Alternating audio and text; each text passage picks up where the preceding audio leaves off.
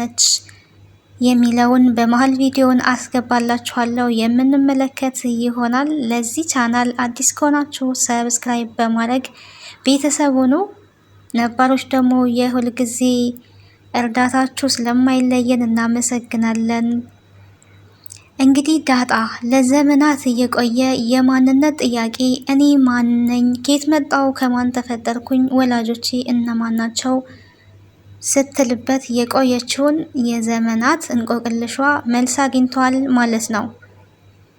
ዳጣ እንግዲህ ጎዳና ላይ ለ18 ዓመታት የቆየች በጎዳና ህይወት 18 ዓመትን ያሳለፈች ልጅ ናት። አሁን ላይ ግን በሞገስ አማካኝነት ወላጆቿን አግኝታለች፣ አባቷን አግኝታለች። እናቷን ግን አሁን ላይ አላገኘችም። ያገኘችው አባቷ እናቴን አለች ወይ በህይወት ወይስ የለችም እያለች ትገኛለች። እሱን እንዳትጠይቂኝ፣ እሱን ጊዜው ሲደርስ ታውቂያለሽ ብሏታል። እቤት ውስጥ እንግዲህ ካሉት ልጆች ጋር ከእህቶቿ ጋራ እየኖረች ትገኛለች። እቤት ያለችው እናት ማርቲ የአቶ ደረጀ ሚስት ግን ዳጣ ከጎዳና እንደመጣችና ለተወሰነ ቀን ቤት እንደምትቀመጥ ነው እንጂ የአቶ ደረጀ ልጅ እንደሆነች እስካሁን ምንም የምታውቀው ነገር የለም።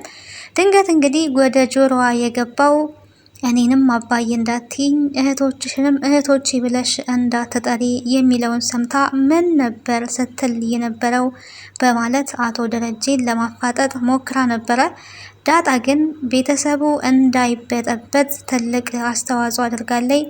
እኔ ጎዳና ላይ ያደግኩኝ ልጅ ነኝ፣ ምንም አይነት ቤተሰብ ስለሌለኝ አባዬ ብዬ እጠራካለሁ፣ አንቺንም እማዬ ልሻለሁ ብላ እማዬ እያለች እየጠራች ነገሩን ለማቀዝቀዝ ሞክራለች። በንዴት ወደ እሱ ሄደችው ማርቲ ምን እያልክ ነው?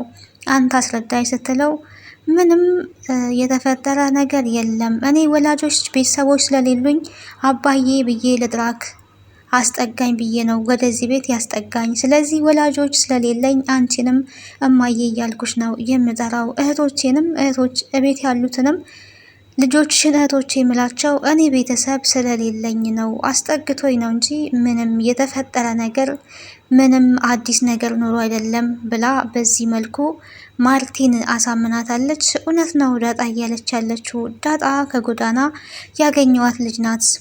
ስለዚህ ብናስጠጋትና እዚህ ብትቀመጥ አንቺስ መልካም ሴት አይደለሽ ወይ? ምን ችግር አለው? ይሄ እንደዚህ ማለቷ የሚያስከፋሽ ከሆነ ከዚህ በኋላ እኔንም አባዬ አትልም፣ አንቺንም እማዬ አትልም አልልም። በቃ እንደዚህ የሚደብርሽ ከሆነ ከዚህ በኋላ አንቺንም እማዬ አልልሽም፣ እነሱንም እህቶቼ ብዬ አልጠራም የሚደብርሽ ከሆነ ብላ እንግዲህ ለማረጋጋት ሞክራለች። ውጪ ከዚህ ብላ ዞር ብላላታለች። ይወጣልሻል ብላ እንግዲህ ዳጣ ከማርቲ እና ከደረጀ አጠገብ ዞር ብላለች። ምን እየተካሄደ ነው? ልጅቷ ምንድናት ብላ ለመጠየቅ ሞክራለች። ምንም አዲስ ነገር የለም፣ እሷ እንዳለችሽ ነው። አንቺ ደግሞ መልካም ሴት አይደለሽም ወይ? እዚህ ከልጆቹ ጋር ብትቀመጥ ምን ችግር አለው ብሎ እንግዲህ ሚስቱን ለማሳመን ሞክሯል፣ አቀፍ እያደረገ። ዳጣ እንግዲህ አመሏ ከባድ ነው፣ ልጆቼን ታበላሽብኛለች የሚል ስጋት አላት ማርቲ። ነገር ግን ዳጣ ያው መጥፎ ልጅ አያለችም፣ ጎዳና ያደገች ስለሆነ ልጆቼ ጸባያቸው ይበላሻል፣ ልጆች ደግሞ ባንዴ የሌላውን ልጅ ጸባይ ሊዋረሱ ይችላሉ። ስለዚህ እዚህ መሆኗ ለልጆቼ ጥሩ አይደለም እያለች ለባሏ ትነግረዋለች። ጸባይዋንም ልብሷንም እኔ ያስተካክለዋለሁ፣ ችግር የለውም፣ ግድ የለሽም፣ እዚሁ ትቀመጥ ይላታል።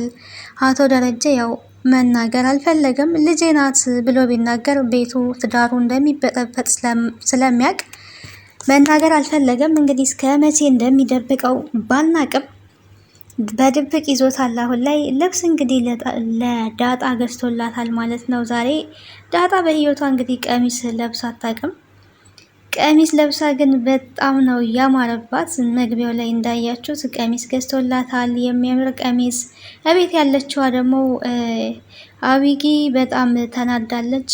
እኔን ይዘከኝ ውጣ ስል ለእኔ ጊዜ አይሰጠኝም ጨራሹኑ፣ ይሄው እሷን ግን ይዟት መዞር ጀመረ እያለች በንዴት እንግዲህ ዳጣ ወደዛ ቤት ከገባችበት ሰዓት ጀምሮ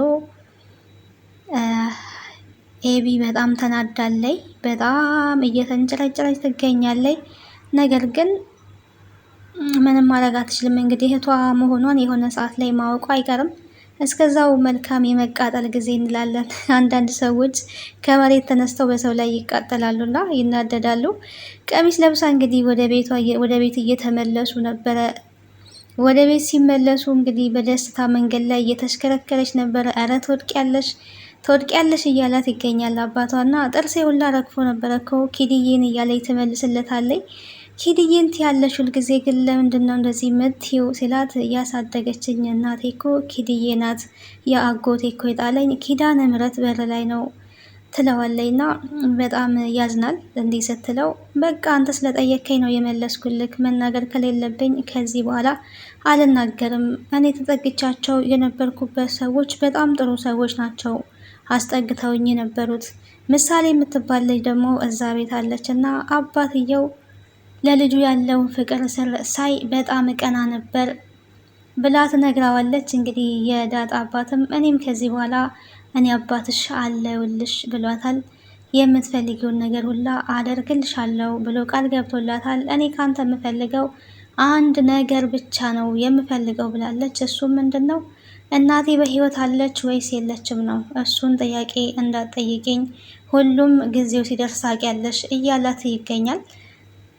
ይህን ጥያቄ እንግዲህ ደግሞ ጊዜም ቢፈጅ ታውቃለች ማለት ነው። እቤት ውስጥ እንግዲህ አቢጊ ሌላ በጣም የሚያስጠላ ስራ ነው የሰራችው። ዳጣን እንግዲህ ቲክቶክ ላይ ትሬንድ ተጀምረዋል። መጽሐፍ ቅደጂ ብላ ከናታን ጋር ለማጣላት ያደረገችው ነገር ዳጣ ምንም አታውቅም። እንግዲህ ቪዲዮ ቀርጬ ለቃለውኝ ቲክቶክ ላይ ከዛ ፌመስ ትሆኛለሽ፣ ቪዲዮ ልቅረጽሽ መጽሐፍ እየቀደሽ ብላ መጽሐፍ አስቀድዳ ቪዲዮ ይዛባታለች። ያንን ደግሞ ለናታን ለማሳየት ከናታን ጋር ለማጣላት ያደረገችው ነገር ነውና ያ ደግሞ አልተሳካላትም በሚገርም ሁኔታ።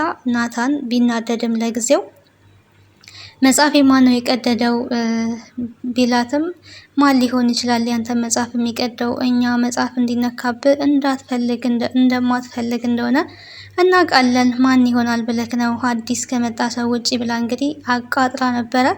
እንዴት ትቀዳለች? አንቺስ እንዴት ቪዲዮ ቀዳሻት? ያው አንተ እንድታቅ ብዬ ቪዲዮ ቀድቻታለሁ፣ እሷ ግን ቀዳለች ብለዋለች። እና በቃ ከዚህ ውጭልኝ፣ አይዞክ መጽሐፉን እኔ እገዛልሃለሁ፣ አንተ ተረጋጋ በቃ ብትለውም እኔ ራሴ መጽሐፉን እገዛለሁ፣ ስትመጣ ለምን እንደቀደደችው እጠይቃታለሁ ብሏታል። እስከዛ ግን ውጭልኝ ከክላሴ ነው ብሎ ያስወጣት። እሷ ሁለቱን ለማጣላት የተጠቀመችው ዘዴ ነበረ፣ አልተሳካላትም። ዳጣ ከአባቷ ጋር እንግዲህ ልብስ ለብሳ ቀሚስ ወደ ቤት ስትገባ ሁሉም በመገረም ነው አይናቸው እሷ ላይ ያረፈው። በጣም አምሮባታል፣ በጣም ቆንጅዬ ሆናለች። ናታን ራሱ ዋው ነው ያለው። ዋው ብሎ ነው ገና ያያት ማለት ነው። ትንሿ እህቷም ውሃ እንግዲህ በጣም አምሮብሻል ነው ያለቻት።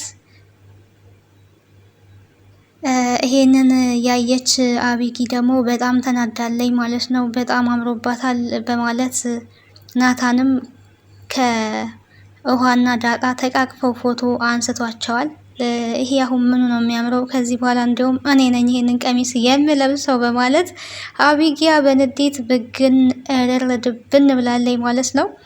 አንቺ ደግሞ ከመቼ ወዲህ ነው ቀሚስ እየለበሽው ስትላትም እናቷ መልበስ ፈልጋለሁ ብላለች። እንግዲህ ለዳጣ የተገዛውን ቀሚስ መልበስ ፈልጋ በጣም ተናዳለች።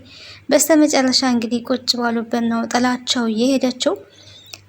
ናታን እንግዲህ በጣም ከጠበቅኩት በላይ ነው ዋው ነው ያለው፣ ከጠበቅኩት በላይ። ምክንያቱም ዳጣ በቃ ቀሚስ ስትለብስ እንዴት ሴትነቷ እንደወጣ በጣም ነው ቆንጅዬ ኩል ነው የሆነችው። እና ያው እኛም ድራማው ላይ በቀሚስ ገና አሁን ስላየናት ሙሽራ ሁላ ነው የመሰለችው። አቢጊያ እንግዲህ መልካም የመቃጠል ዘመን እንላለን። አንዳንድ ሰዎች በገዛ እጃቸው በቅናት ብግን ይላሉ ማለት ነው። ለአንዱ ስለተሳካ ይቀናሉ። ቅናት ግን ምንም የሚያመጣው ለውጥ የለም። መጽሐፍ ቀዳ እንግዲህ ለማጣላት ብትሞክርም ወደ ክፍል እፈልግሻለሁ ነይ ብሏት ነበረና ዳጣና አቢጊያ ለምንድን ነው ዛሬ እንደዚህ ያደረግሽው? እዚህ ክፍል ውስጥ ምንድን ያደረግሽው ሲላት ምን አደረኩኝ ያለችው። ምን አድርጌያለሁ? መጽሐፍ ለምን ቀደሽ? እኔ መጽሐፌ ህይወቴ ነው፣ ጓደኛዬ ነው፣ ሁለ ነገሬ ነው፣ የእውቀት አባቴ ነው። ለምን መጽሐፍ ቀደሽ ብለሽ ጠይቂያት። እንዲህ ብላ መጽሐፍ እኮ አቢጊያ ናት ቅደጂ እና ቲክቶክ ላይ ትሬንድ ተጀምሯል እያለችኝ እሷ ስላለችኝ ነው የቀደድኩት ብላ እውነቱን ተናግራለች። እዚህ ቤት እንግዲህ ትልቅ ጦርነት ይከሰታል እና አባዬ እየመጡ ነው አይደለ? ለመገላገል ተዘጋጂ ማዬ ብላ ነበረ እናትየዋንና አስቀድማ እንግዲህ እንዲጣሉ ነበረ እያዘጋጀችው። ነገር ግን አልተሳካላትም። እንዴት መጽሐፍ ትቀዳለች እች ልጅ? ድሮም እኮ እኔ ጥሩ አይደለችም ብዬ ነበረ እያለች ነበረ። እናትየዋም ችግር የለውም ስትመጣ ሁሉንም ነገር እጠይቃታለሁ ብሎ እንግዲህ ጠይቋታል። ጠይቀው ደግሞ እውነቱን ተረድቷል። አቢጊያ ትክዳለች ወይስ ታምናለች የሚለውን በቀጣይ ክፍል የምናይ ይሆናል። ይሄን ይመስል ነበረ ዳጣ ድራማ ለዛሬ ይዤላችሁ የመጣሁት። ቀጣዩን ክፍል ወደ እናንተ ይዤ እስከምመጣ ሰላም ቆዩ። ቤተሰብ ያልሆናችሁ ቤተሰብ ሁኑ። ሰብስክራይብ፣ ላይክ አድርጉ፣ ሼርም አድርጉ፣ አበረታቱኝ። ስለነበረን ቆይታ አመሰግናለሁ። ቻው ቻው ባይ ኤቭሪዋን ማይ ፋሚሊ ቴንክ ዩ ፎር ሰፖርቲንግ ዶንት ላይክ እንደ ሼር ዶንት ፎርጌት ፕሊዝ ሰፖርት ዚስ ቻናል ባይ ባይ ሲ ዩ ቱዴይ